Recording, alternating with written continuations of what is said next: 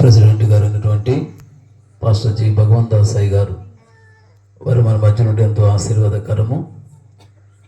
వారు వచ్చి దేవుని యొక్క వాక్యాన్ని అందించవలసిందిగా ప్రేమతో వారిని ఆహ్వానిస్తున్నారు.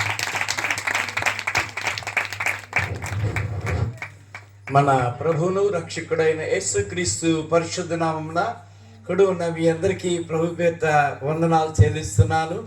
ప్రత్యేకంగా ఈరోజు నన్ను ఆహ్వానించినటువంటి జరుగుమల్లి మండల ప్రెసిడెంట్ గారు అయినటువంటి పాస్టర్ నిక్సన్ గారు, అలాగే ఏరియా అంతటికి పెద్దగా నాయకుడిగా ఉన్నటువంటి పాస్టర్ యేసరత్నయ్య గారు, అలాగే వైస్ ప్రెసిడెంట్ గారు ఐసక్ గారు, అలాగే సెక్రటరీ గారు షాలేం గారు,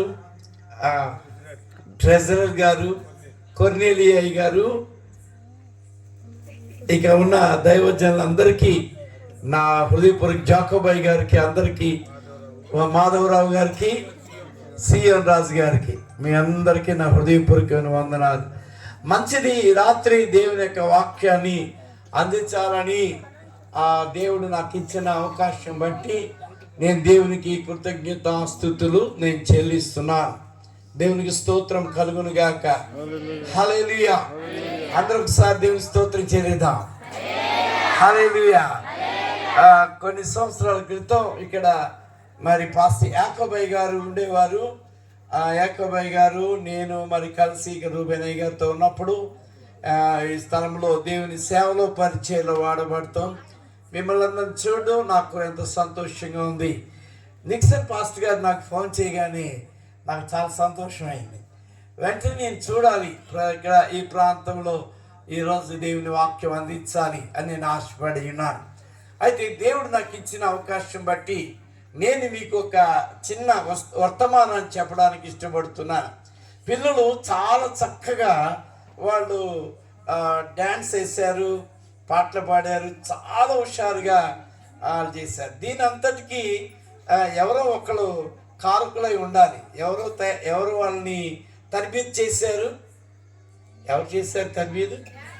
అమ్మా ఏం పేరు? ఎవరు? బ్లాండీలో నిల్చోండి, చప్పట్లు కొట్టండి అందరూ ఒకసారి. మాస్టర్ గారి కుమార్తె, వెరీ గుడ్.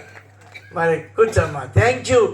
చాలా ఇలాంటి ఈవెంట్ చేయాలంటే, పిల్లలకి నేర్పించాలంటే చాలా ఓర్పు కావాలి, చాలా నేర్పడతనం కావాలి. దాదాపు 20 రోజుల నుంచి అయినా, 10 రోజులు 20 రోజుల నుంచి అయినా ప్రాక్టీస్ చేసి ఉండవచ్చు కదా. కాబట్టి ఇలా చేయడం వల్ల ఏం కలుగుతుందంటే, మన పిల్లల్లో ఒక మంచి విజయం, చక్కటి ఐక్యత, ఈ యొక్క ప్రోగ్రాం క్రిస్మస్ మన పండుగ వస్తుంది అనేటువంటి చక్కటి చిన్ననాటి నుండి వారికి ఒక మంచి పునాది మనము వేస్తున్నాం. లాస్ట్లో చిన్న పిల్లలు కూడా చాలా సంతోషంగా వేశారు. ఈ చిన్న వయసులో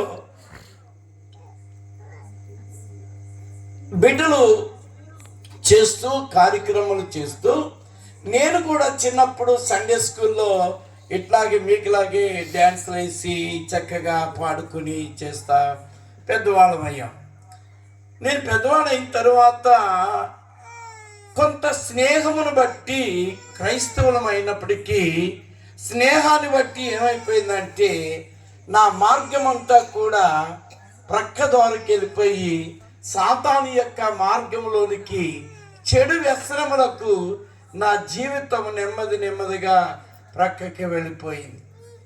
తల్లి ఏమో ప్రార్థన చేస్తుంది, సేవ చేయాలి, సేవకుడుగా ఉండాలని తల్లి ప్రార్థన.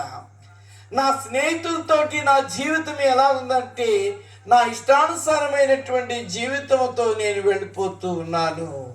కానీ నాకు ఎటు నెమ్మది లేనటువంటి జీవితం, సమాధానము లేదు, సంతోషము లేదు. అలాంటి సమయంలో ఎవరిని నేను వెంబడించాలి? నేను భారతదేశంలో పుట్టాను, ఆంధ్రాలో పుట్టాను, తణుకు అనేటువంటి గ్రామంలో పశ్చిమ గోదావరి జిల్లాలో జన్మించాను. నేను భారతీయుణ్ణి, నేను ఇండియన్ అయినప్పటికీ కూడా నా జీవితంలో ఏదో తెలియనటువంటి పాప మార్గంలోనికి వెళ్ళిపోతూ ఉంది, చెడు జీవితంలోకి వెళ్ళిపోతున్నాను. అలవాట్లు చిన్న చిన్నగా ఆరంభమై పెద్దవి అయిపోతున్నాయి. నా బ్రతుకులో శాంతి లేకుండా, సమాధానం లేకుండా, నెమ్మది లేకుండా ఉన్నటువంటి ఆ సమయంలో నేను యేసు ప్రభుని గురించి తెలుసుకుంటున్నాను. యేసు ప్రభు యొక్క పుట్టుకను గురించి చూస్తే, యేసు ప్రభు పుట్టిన రీతిగా లోకములో ఎవరు కూడా పుట్టలేదు. అందుకే నేను అంటున్నాను, నేను యేసుని వెంబడిస్తున్నాను.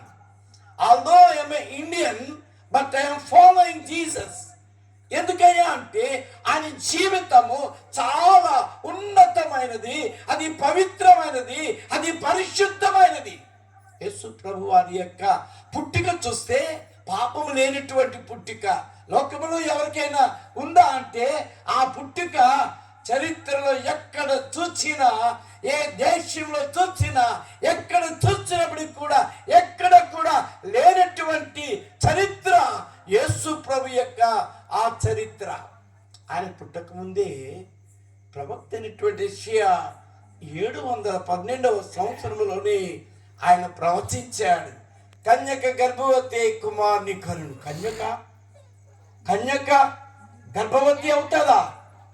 సైన్స్ అంటుంది ఇట్ ఈస్ ఇంపాసిబుల్, ఇది సాధ్యం కాదు, ఇది అసాధ్యం. అయితే లోకం అంటుంది ఇది ఎలా సాధ్యమండి?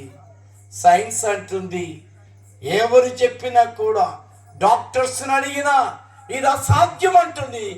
కానీ దేవుడు అంటున్నాడు కదా, మనుషులకు అసాధ్యమే. ఎస్, ఇది మనుషులకు అసాధ్యం, కానీ దేవునికి సమస్తము కూడా ఆయన సాధ్యమే. హల్లెలూయా. కొంచెం గట్టి చెప్పు, హల్లెలూయా. కాబట్టి దేవునికి సమస్తము సాధ్యమే. ఆయన జన్మ ఎక్కడ జన్మిస్తాడో ప్రవక్త అయినటువంటి మీకా ప్రవచించాడు. ఆయన పుట్టక ముందే ఎక్కడ పుడతాడు అని, యూదయ బెత్లెహేములో ఆయన జన్మిస్తాడు అని ఆయన గురించి చెప్పబడింది. కాబట్టి ఆయనను నేను వెంబడించడానికి కారణం ఏంటంటే ఆయన లైఫ్ స్టైల్, ఆయన జీవిత విధానం ఎలా ఉందయ్యా అంటే ఎంత పవిత్రముగా జీవిస్తున్నాడు, పాపము లేనివాడిగా జీవిస్తున్నాడు, పరిశుద్ధుడుగా ఆయన జీవించాడు. ఆయన పుట్టుకలో పరిశుద్ధత ఉంది, ఆయన జీవితంలో, ఆయన నడవడికలో పరిశుద్ధత కనబడుతుంది. పాపము అనేటువంటిది ఆయన దగ్గరకు లేదు. నాలో దోషం ఉందని మీలో ఎవరైనా స్థాపించగలడా? ఏమండి, నాలో పాపం ఉందని మీలో స్థాపించగలడా? పాపులు యేసు ఎందుకు వచ్చారు? పాపులు క్షమించాడు. పాపాత్మురాలు వచ్చింది యేసు ప్రభు దగ్గరికి. అందరూ రాళ్ళు తీసుకుని వచ్చి ఈమె పాపములో ఉంది, ఈమెను కొట్టి చంపేద్దామంటుంటే ఆయన అంటున్నాడు, మీలో పాపము లేనివాడు ఎవడో మొదట ఆమె మీద రాయి వేయండి అన్నప్పుడు ఎవరు వేయకుండా వెళ్ళిపోయారు. యేసు యొక్క జీవితము, యేసు ప్రభు యొక్క మాటలు, లోకంలో ఎవరు కూడా ఆయన మాటలు మాట్లాడలేదు. ప్రపంచ చరిత్రలో మనం చూస్తే మహాత్మా గాంధీ గారు కూడా ఆయన మాటలు చదివి, ఆయన ప్రసంగాలు విని ఎంత గొప్ప చైతన్యం పొందుకున్నాడంటే, ఆయన సత్యాగ్రహం చేయడానికి ఆయన సాత్వికులు ధన్యులు, వారు భూలోకాన్ని స్వతంత్రించుకుంటారని వాక్యాలు చదివి యేసు యొక్క బోధ, యేసు పవిత్ర జీవితం, యేసు ఆయన యొక్క జన్మం, అంత మాత్రమే కాకుండా ఆయన యొక్క మరణమును గురించి ఆయన ముందుగా చెప్పాడు. నేను చనిపోతాను, సమాధి చేయబడతాను, తిరిగి లెగుస్తాను. మనం ఎందుకు ఆయన వెంబడించకూడదు? ఇలాంటి గొప్ప రక్షకుడు పాపులను క్షమించి, పాపం కొరకు మన పాపాల నిమిత్తం సిలువలో రక్తము గార్చి మరణించి చనిపోయి తిరిగి లేచినటువంటి సర్వశక్తి కలిగినటువంటి ఆ దేవాతి దేవుని యొక్క ఆయన పరిశుద్ధ రక్తం మన ప్రతి పాపము నుండి పవిత్రులుగా చేస్తుంది కదా. అలాంటి పరిశుద్ధుడైనటువంటి దేవాతి దేవుని యొక్క ఆయన రక్తం మనుషుడిగా లోకానికి పుట్టి ప్రాణం ఇచ్చి చనిపోయి సమాధి చేయబడి తిరిగి 3వ రోజున లెగుస్తానని చెప్పిన యేసు ఆయన తిరిగి లేచి ఆయన పరలోకానికి ఆయన ఆరోహణమయ్యాడు. ఎందుకు ఈ రోజున నేను యేసుని వెంబడిస్తున్నాను? ఎందుకు ఈ రోజున యేసుని గురించి బోధిస్తున్నాను? ఈ రోజున నేను ఎందుకు యేసు ప్రభుని గురించి సాక్ష్యం ఇస్తున్నాను? నా జీవితంలో ఆయన అనేక అద్భుతాలు చేశాడు. ఆయన ఈ లోకంలో ఉన్నప్పుడు చనిపోయిన వారిని బ్రతికించాడు, కుష్ఠరోగులను స్వస్థపరిచాడు, కుంటి వారికి ఆయన కాళ్ళు ఇచ్చాడు, గుడ్డి వారికి ఆయన నేత్రములు ఇచ్చాడు. రక్తస్రావం గల స్త్రీ ఆమె వస్త్రాన్ని ముట్టుకోగానే ఆయన ప్రభావము చేత ఆమె స్వస్థత పొందింది. ఇలాంటి యేసుని ఎందుకు వెంబడించకూడదు? ఎందుకు యేసుని నీవు ఫాలో అవ్వకూడదు? ఎందుకు ఆయన జీవితాన్ని మనం ఆదర్శముగా తీసుకొని ఆయన మార్గంలో మనం ఎందుకు నడవకూడదు? ఇదేదో పరాయి దేశ మతము కాదు. ఇది ఎవరి గురించో నేను చెప్పడం లేదు. నా ముందు ఉన్నటువంటి ఒక చరిత్ర కలిగినటువంటి పురుషుడు. ఆయన పుట్టినప్పుడు చరిత్ర 2 భాగాలయ్యింది. క్రీస్తు శకము, క్రీస్తు పూర్వం. ఇదేంటి? ఈయన పుట్టడములో ప్రపంచ చరిత్ర 2 భాగాలుగా మార్చబడింది. ఇది ఒక భారతదేశానికే కాదు చెప్పేది, ప్రపంచ దేశములన్నీ కూడా AD BC, బిఫోర్ క్రైస్ట్, క్రీస్తు పుట్టక ముందు, క్రీస్తు పూర్వం. ఇది చరిత్ర. ఆ యేసు ప్రభుని నేను వెంబడించడానికి కారణం ఏంటంటే ఆయన జీవితంలో ఆయన బోధ, ఆయన జీవిత విధానం, ఆయన పవిత్రత, ఆయన యొక్క ప్రార్థన జీవితము, పరిశుద్ధ జీవితమును అనుసరించుచున్నప్పుడు నా జీవితంలో దేవుడు ఎంతగానో నా మార్గాన్ని సరైన మార్గంలోనికి నడిపించాడు.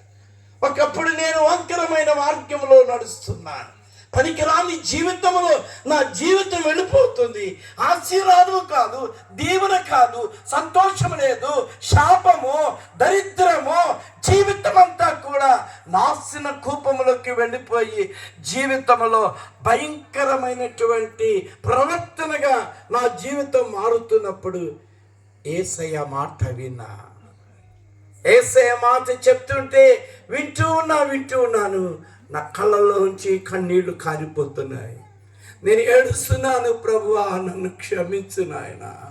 నా ఆలోచన, నా మార్గంలో అయితే అవి లోకానుసారముగా ఉన్నాయి.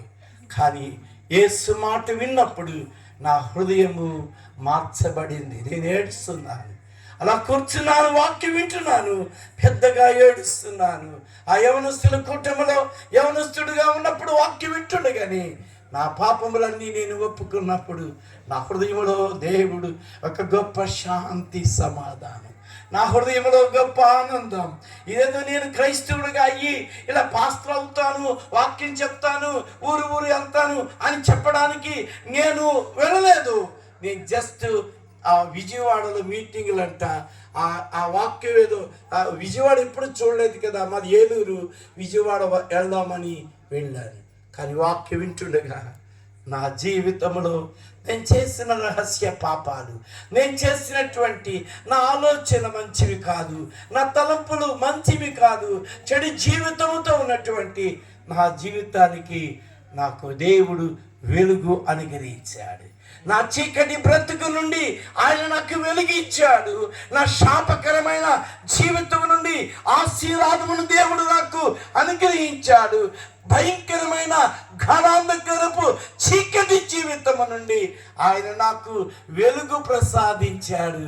నా దారిద్రతను తొలగించి నన్ను ఐశ్వర్యవంతుడిగా చేశాడు. కొడతారా? హల్లెలూయా. ఈ రాత్రి కాలమందు ప్రియ సోదరి సోదరుడా, ఓ ప్రియ యవన బిడ్డ, ఈ రాత్రి ప్రభు నిన్ను అడుగుతున్నాడు ఏంటంటే, నన్ను నీ వెంబడిస్తే నీవు నన్ను వెంబడిస్తే నీ జీవితము వెలుగుమయముగా ఉంటుంది. నీవు నన్ను వెంబడిస్తే నీ జీవితము ఆశీర్వాదకరముగా ఉంటుంది. నీవు నన్ను వెంబడిస్తే నీ మరణ జీవితము జీవము కలిగినటువంటి వాడిగా నువ్వు మార్చబడతావు. దేవుని స్తోత్రం చెల్లిదామా. హల్లెలూయా. ప్రభు అయినటువంటి యేసు ప్రభుని గురించి జాగ్రత్తగా వినాలి. ఇప్పుడు వర్తమానం, ఇప్పుడు వాక్యం మీరు వినబోతున్నారు. ఈ వాక్య భాగములో అసలైనటువంటి చక్కటి యేసుని గురించి ఆనాడు కూడా తెలిసింది, ఈనాడు కూడా చెప్తున్నాం. ఈనాడు కూడా అనేక చోట్ల ఇలాంటి దైవ సేవకులందరూ కూడా చాలా చక్కగా బోధిస్తున్నారు. ఇంత వర్తమానం వింటున్నాం. ఆనాడు కూడా యేసు ప్రభువారు పుడుతున్నాడు. మీ పాపాల నుండి విడిపించేవాడు పుడుతున్నాడు, ఆయన పుట్టబోతున్నాడని ప్రవక్తలు భక్తులు అందరూ కూడా చెప్పిన తరువాత యేసు ప్రభువారు ఈ లోకానికి రావడానికి మరియా యేసేపు వారిద్దరు ప్రదానము చేయబడినప్పుడు మరియమ్మ దగ్గరికి దేవుని దూత వచ్చింది. వింటున్నారు కదా? ఆ దేవుని దూత వచ్చి, బాబు ఇటు చూడాలి. ఆ దేవుని దూత వచ్చి, బాబు ఈ వాక్యం వినండి జాగ్రత్తగా. ఆ దేవుని దూత వచ్చి, దయాప్రాప్తురాలా నీకు శుభము.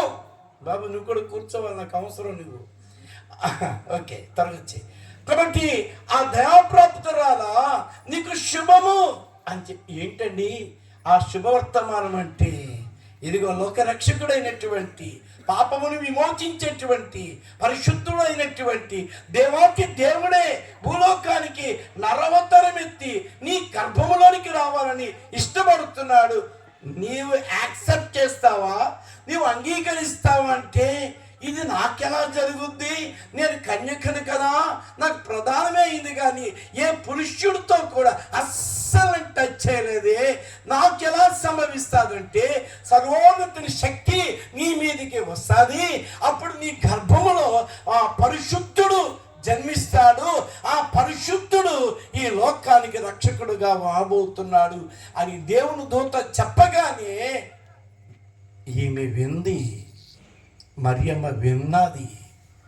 మరియమ్మ విని ఇక ఏమి సందేహపడలేదు.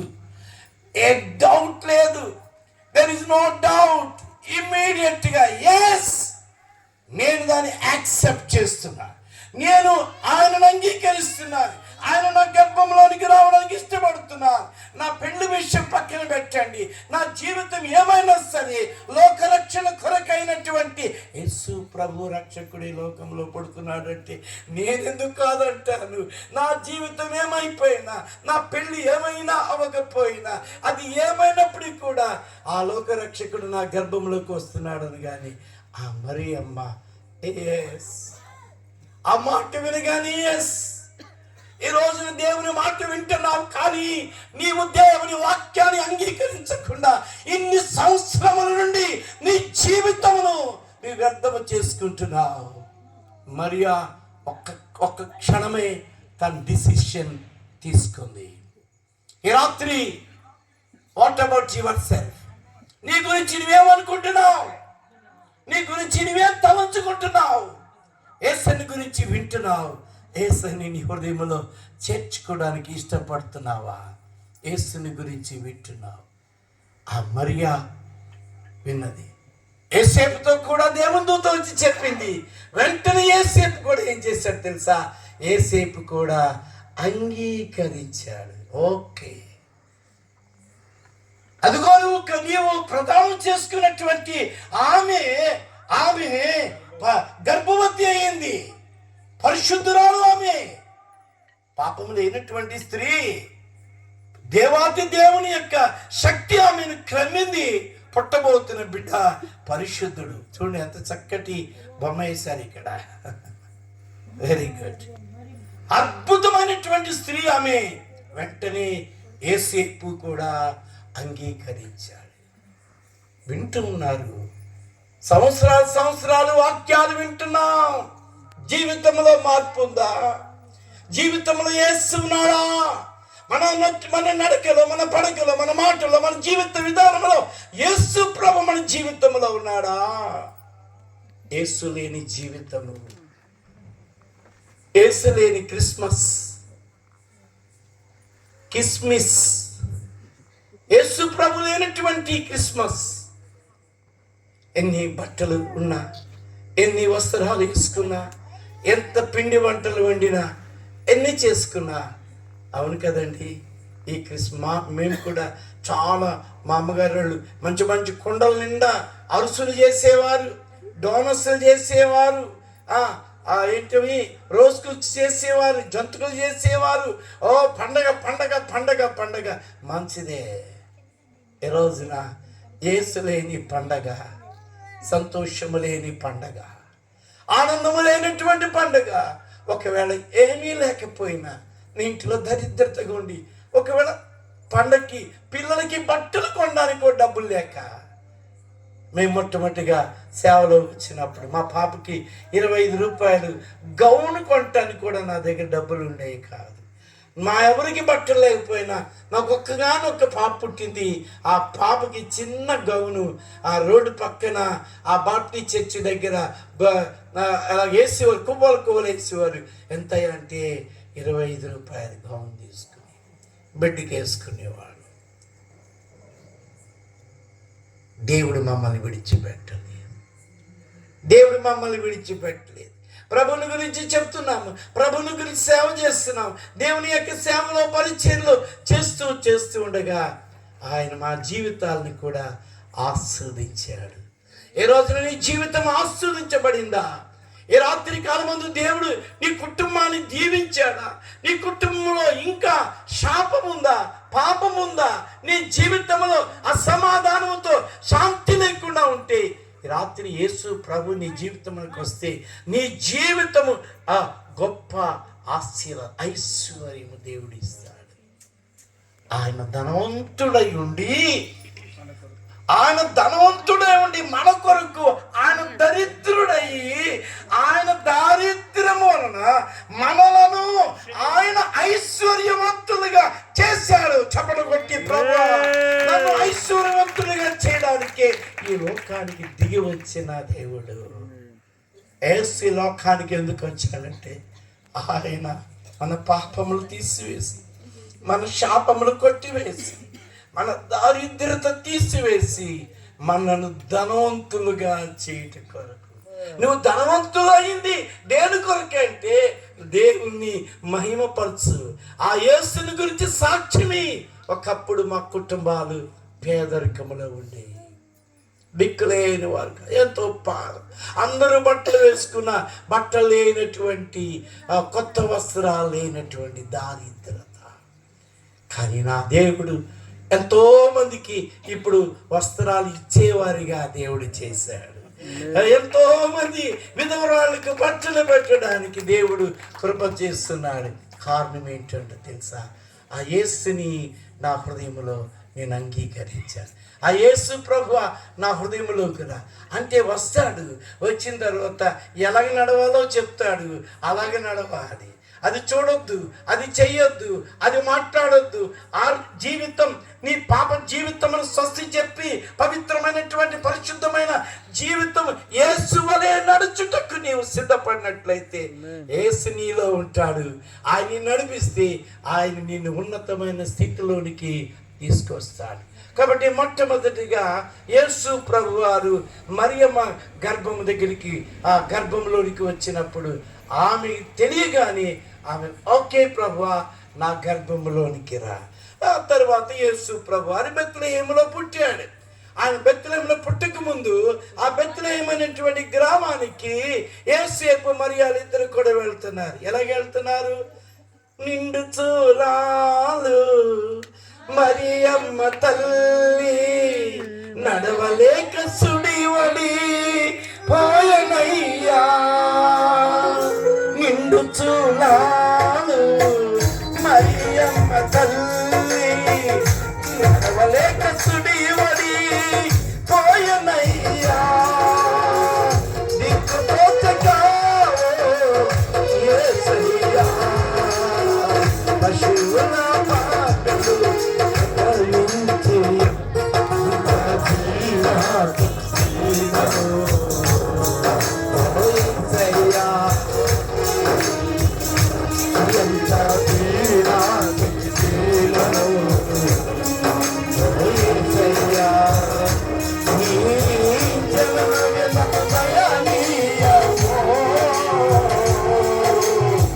తలచుకుంటే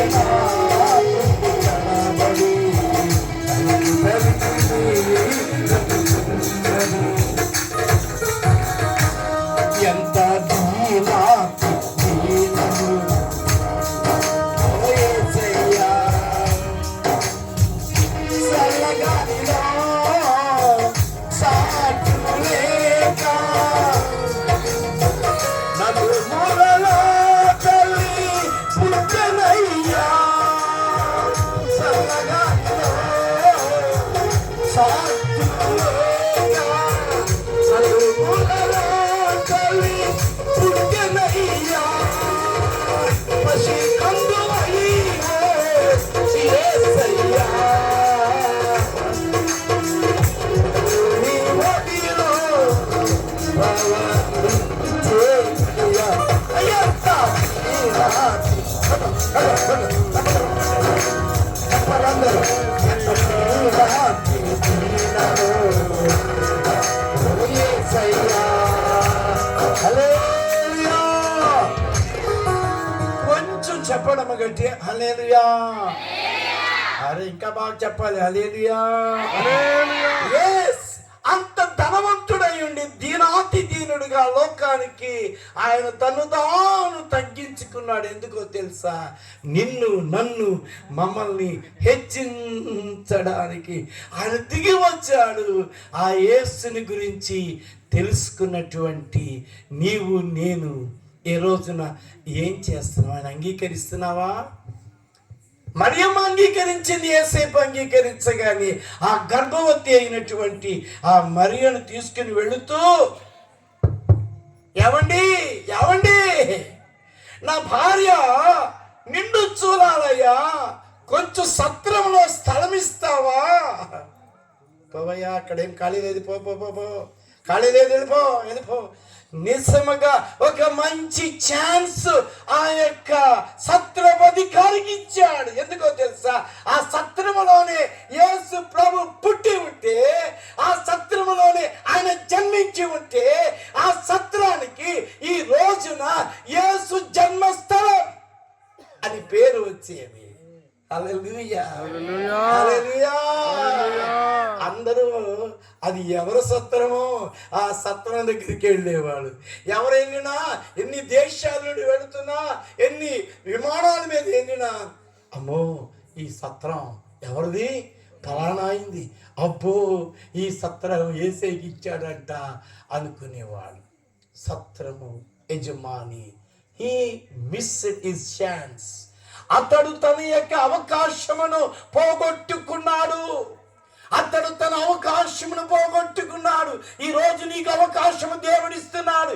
ఈ రాత్రి దేవుడు నీకు అవకాశం ఇస్తామా? ఈ రాత్రి యేసు నీకు అవకాశం ఇస్తుంటే ఈ అవకాశాన్ని నీవేం చేయాలి? చెప్పండి. Very good. మీరు వింటున్నారు, ఉపయోగించుకో. ప్రభు యొక్క వాక్యం ఎందుకు వస్తుంది? కమాన్, let us open your heart. నీ హృదయం తెరు. ఈ హృదయం తెరిచి, ప్రభువా నీవు నాకు కావాలి, ప్రభువా నేను నా హృదయం తెరుస్తా, నా ఇంటిలోనికి రా, నా హృదయంలోనికి రా. అదిగో చక్కగా అదిగో ఆ మరియమ్మ ఒప్పుకుంది. మరియమ్మ హృదయంలోకి వచ్చాడు.